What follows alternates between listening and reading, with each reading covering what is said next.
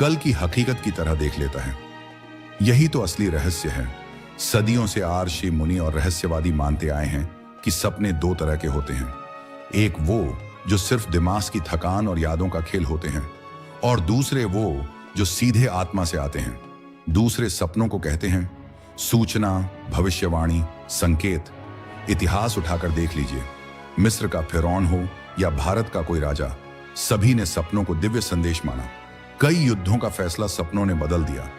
कई राजाओं ने सपनों के आधार पर नई नीतियां बनाई। लेकिन असली सवाल तो यह है, क्या हर इंसान अपने सपनों को समझ सकता है? क्या सपनों में छुपे संकेत वास्तव में हमारी जिंदगी की चाबी है?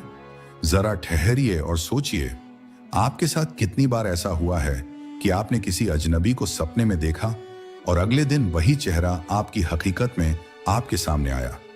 कभी सपनों में आपने किसी हादसे की झलक देखी और कुछ ही दिनों बाद वही घटना आपकी आंखों के सामने घटी। क्या यह सब महज इत्तफाक है? नहीं, ये है सपनों का रहस्य। कई प्राचीन ग्रंथ बताते हैं कि जब इंसान सोता है तो उसकी आत्मा शरीर की सीमाओं से बाहर निकल जाती है। यह आत्मा किसी अदृश्य लोक में प्रवेश करती है, जहां अतीत, वर्तमान और भविष्य एक साथ मौजूद हैं।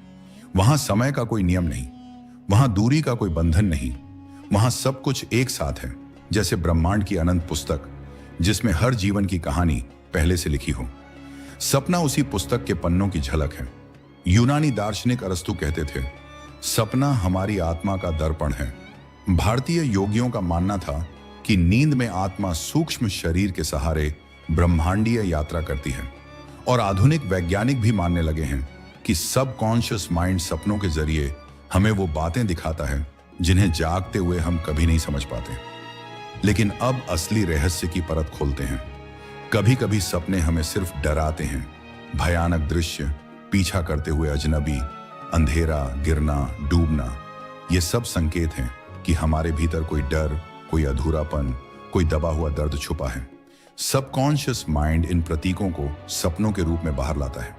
मगर कभी सपने इतने गहरे होते हैं कि वे भविष्यवाणी बन जाते हैं। इन्हें कहते हैं प्रीकॉग्निटिव ड्रीम्स।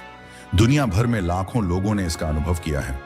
किसी ने सपने में जहाज के डूबने का दृश्य देखा और कुछ दिनों बाद टाइटैनिक जैसी घटना हुई।